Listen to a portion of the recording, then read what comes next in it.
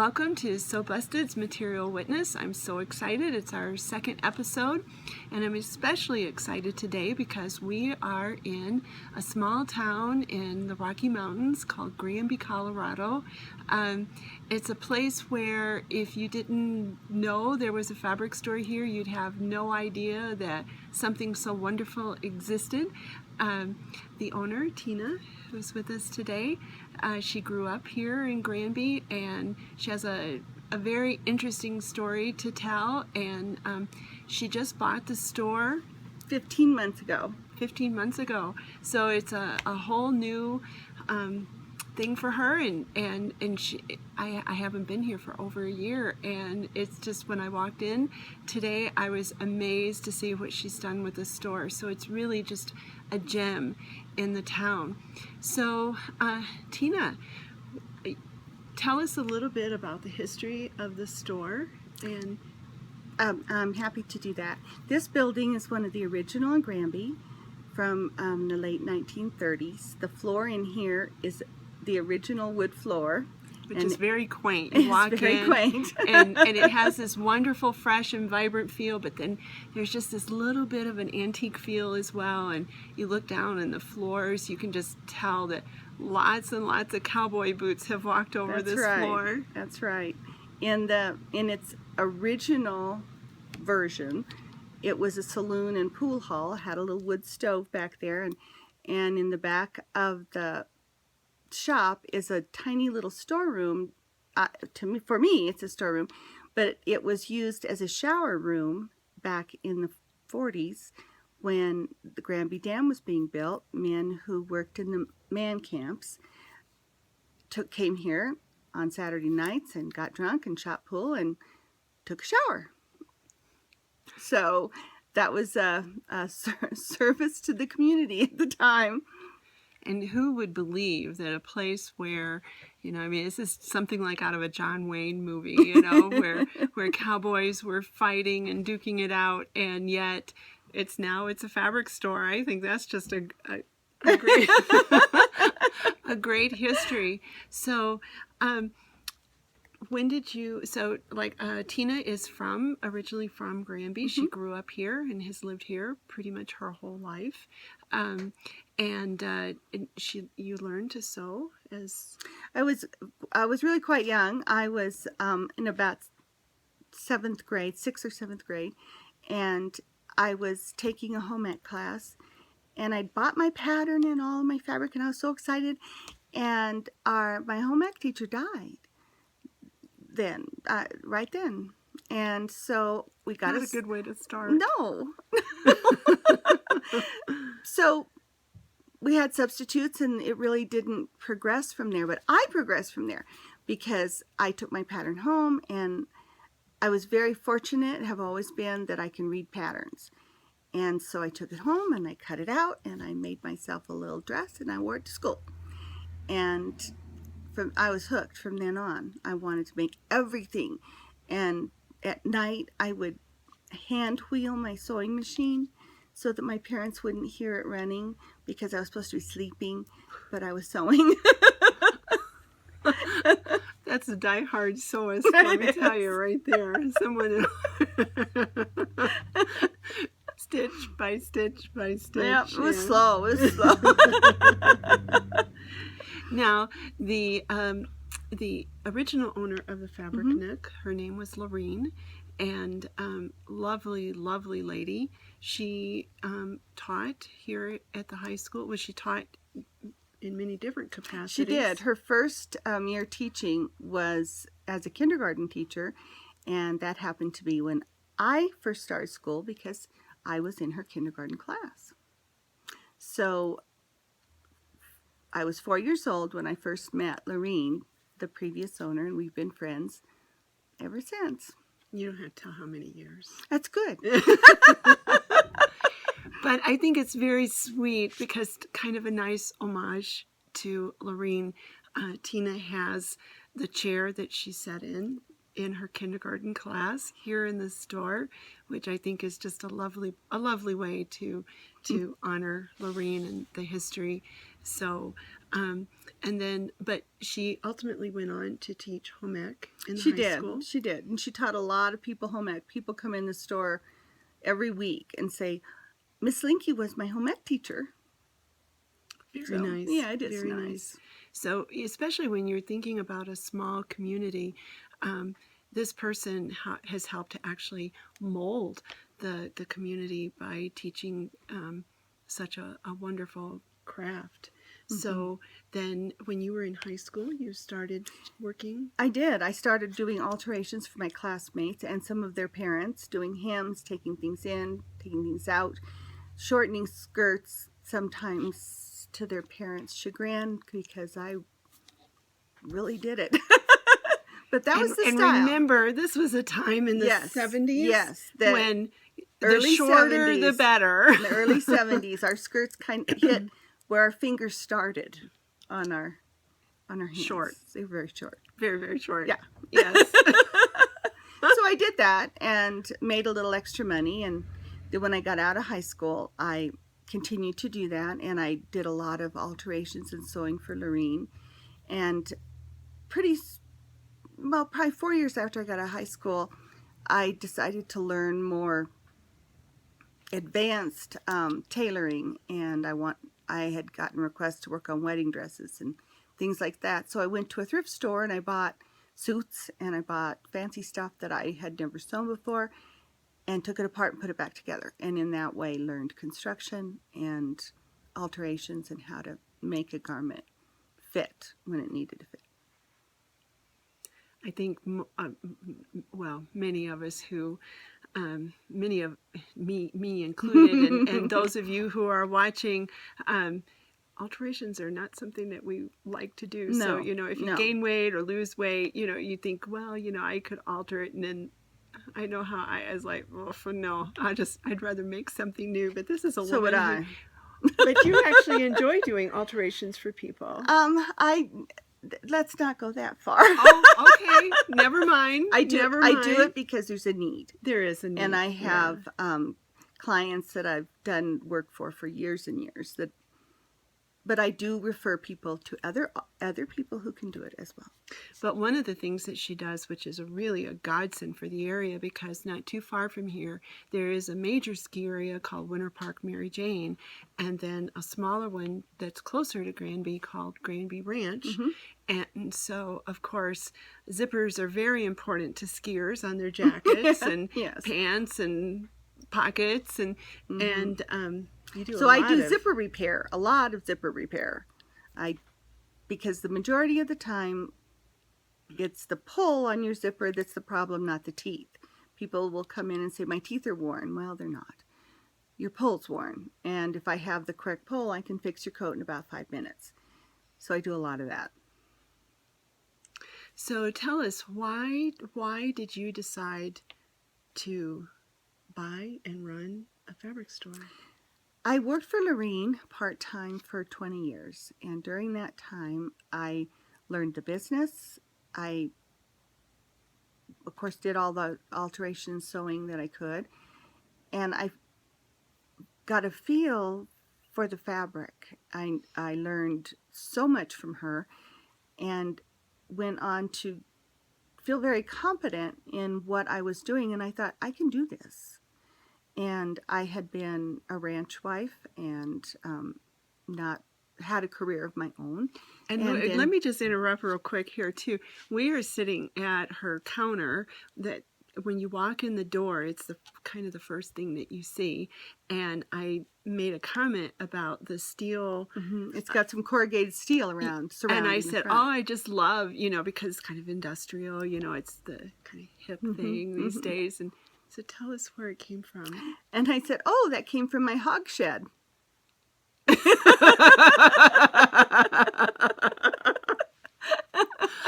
A true rancher's wife. Nothing ever goes to waste. That's right. That's right. Nothing. That's right. So you've had the store. You have now owned the store for 15 months. For 15 months. And I just worked my tail off. Well. But I've had a wonderful time. I've learned lots. I've gone to markets and purchased hundreds and hundreds of bolts of fabric. I have a certain style that you're going to see in here. You're going to see a lot of color and movement and excitement, and people seem to like it because they're in here all the time, and I like it. This is a happy place to come. People will come in and just walk around and say, I'm just here to absorb the fabric today. So the store, you primarily carry quilting fabrics, but you also have fleece. I have polar fleece. I have a few knits. I have Shannon's Cuddle, or Minky, some people, but it's a wonderful baby thing. And double gauze. I carry yarn, wools, all notions. When you walk in this shop, if you want to make a project, I have the pattern, I have the fabric, I have the batting, I have the notions for you to complete your project, whether it's a quilt or a sweater or a dress or a baby thing. I have hand kits. I have lots of stuff in here. Lots and lots of stuff. Yes, I think when I arrived this morning, just while we were kind of getting warmed up and seeing the store, I probably spent about 30 minutes just looking around and in amazement. Some wovens as well, and some faux fur. Now, we're a good 2-hour drive to Denver. Yes. And being up here in the mountains, there are not a lot of resources available. And so, for the most part, people make a day trip of going to Denver to go shopping, which kind of reminds me of my grandmother talking about, hitching up the horse and going to town. Yes. And, but Tina, your motto? My motto is you don't have to go to Denver anymore. That's right. You can find it all here at the Fabric Nook in Granby. That's right. And what I also like very much about this store is it's more than a fabric store. It's community, and this is something that I think for so many of us is lacking. You go to a fabric store, it's a rather cold experience. You go in, you look around, you find fabric, you don't find fabric. But here it's a place where you are welcome to come to sit, have a cup of coffee. That's right. As long as you'd like. Bring a knitting project with you. Like Tina said, she has a very nice selection of yarn, and so you can buy yarn here. You can take knitting classes, crochet classes, quilting classes, applique classes. I do all kinds of classes here every week, and a lot of my job is helping people to complete their projects, helping them choose color, helping them choose fabrics, what will work, what won't work. And people come here because this is a happy place and a place to share your joys. And if you need to, you can whine about your husband if you have to, whatever you need to do. But this is a place where people come because they say, this makes me feel good here. I feel good here. Which is something that, and that was one of the reasons I really wanted to showcase Tina and the Fabric Nook, is because it's really just a very unique environment, and one that we're losing. And I'm thrilled to know that this exists, and it exists here. Now, a little something about the area is this is the start of the Colorado River, is near here. Also, if you walk out on the main street, it's a big, wide main street. And the reason for that is because at one point the cattle drives came down the road. And I feel like, in my heart, if you just kind of squint a little bit and listen really hard, you can still hear the cattle coming down the road. It really the town has that kind of cowboy western feel to it. I think so. I think we're a very independent lot out here. And she's right. Cattle were driven down the highway, and the railroad is very close here, right down the hill. And so the cattle were driven into sort pens down there and loaded on the railroad to head wherever they had to go, mostly east. So not only is it a town where a very special fabric store exists, it also has this, just this kind of lost history. wonderful feel to the town in general. And so if you ever find yourself in the Rocky Mountains, not too far from here is Estes Park. Yes, and Rocky Mountain National Park. Exactly. You will go through that. So you basically Yes. have to drive through Granby to get there. So if you decide to take a vacation and go to the Rocky Mountain National Park, definitely stop at the Fabric Nook on the way. You know, you can always do a little shopping. That's right. And That's right. what better little vacation memento to take home than some fabulous Colorado fabric. fabrics. Yeah, Mhm. yeah. And just quickly, my initial introduction to the store was a few years back. I was here to do some skiing, and I saw on Berta Style that you could do an audition, and they were looking for someone to do some type of a sewing show, or I don't even really remember, but I had no sewing machine with me, and what we were supposed to do was make this little kind of a shopping bag, and it had to be a 3-minute video, no more, 3 minutes. And like I said, I had no sewing machine with me, and so I'm thinking, how do I make it work? And if you've ever seen the movie Rudy, which is one of my favorite, you know, it's whenever you need a little bit of burst of, you know, I can do. That's a great movie to watch. And so I just thought, I'm going to make this work. And so I called. Lorene was still the owner, and I asked her if I could come and use the machine, and she said, of course, of course. And she was so sweet.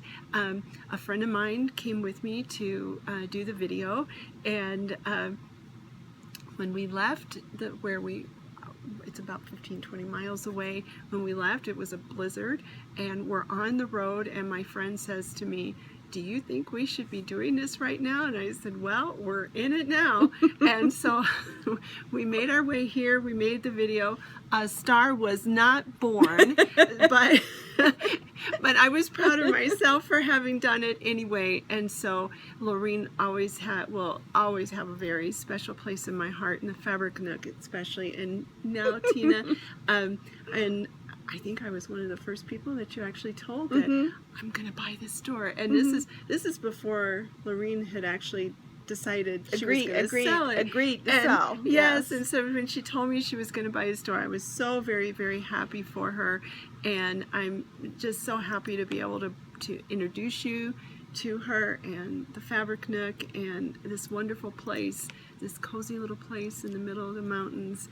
So, one thing that I wanted to tell you is, you know, kind of going back to the cattle drives, tell us about the row by row. The row by row, we participate in the row by row, and last year was very successful for us. We had a row that depicted our county in a landscape, and it was gorgeous, and everybody loved it. And this year, I'm looking at it. It is gorgeous. Actually, it's up on the wall. It is gorgeous. And this year we're planning to participate again, and the theme is row by row on the go, and you might see something about a cattle drive in ours. So for those of you who are quilters and have maybe been participating in the row by row quilting, you know, developing a quilt with the row by row process, there'll be a link to Tina's website. So, and they can order. You can still order last year's row, and the 2017 row won't debut until June 21st, which is when the nationwide campaign for row by row kicks off. Right. So keep that in mind. So next year in June, you'll be able to. You will be able to come in here. You won't be able to order okay. June 21st to September 6th, you have to come in to the brick and mortar store to get the row. But last year you had people from as far away as New York, California, Arizona, clear north, Wisconsin, Minnesota. I had a woman from Australia come in to get the row. Wow. So it was so fun. It was really fun to talk to everybody. And so until September they have to come into the store, but then after that, if their kits are still available, yes, after November 1st, they'll be on our website for order. Okay. Yeah.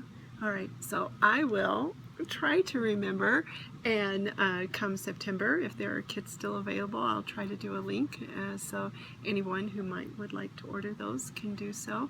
So it's been such a joy to bring this to you. And now I know this story, but you know, I always like to end with something funny.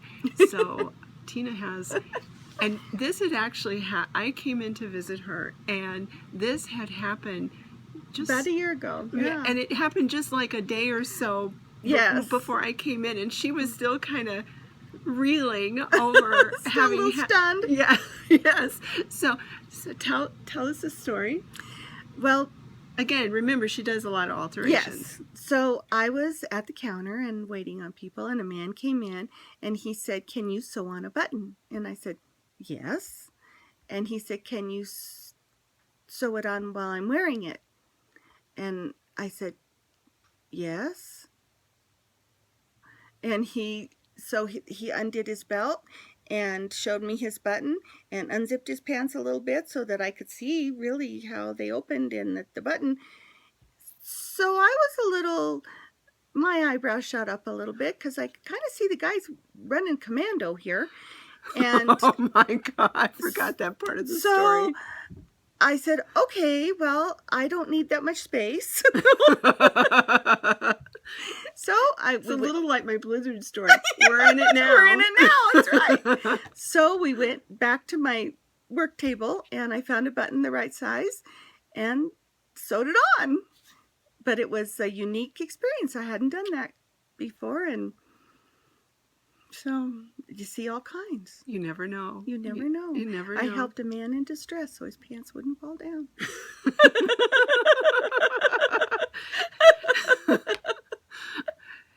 You know, the sewing, you know, when you sew, you see all kinds of things. Nobody would ever believe that some of the things that happen actually happen. Mm-hmm. So anyway, thank you, Tina. Thank you, Rhonda. This has been such fun. Yes, and I've really enjoyed bringing this to you.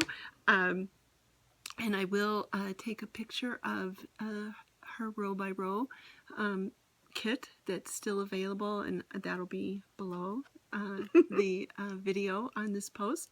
So anyway, thanks so much for tuning in. It's been just such a joy, and I'm so glad I could do it. Thank you, Tina. Thank you. And until next time, sew on.